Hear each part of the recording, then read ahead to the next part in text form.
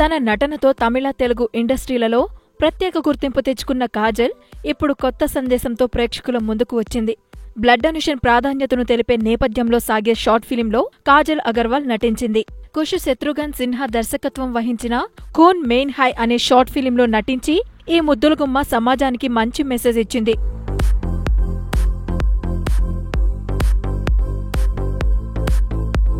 అపర్ శక్తి ఖురానా అనే నటుడు కాజల్తో నటించాడు.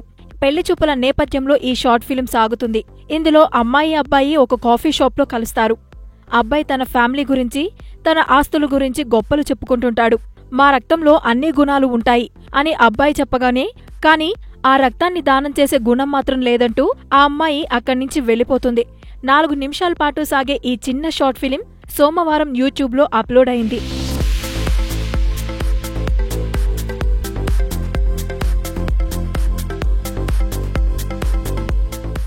హాయ్, నేను మీ రాజా రవీంద్ర.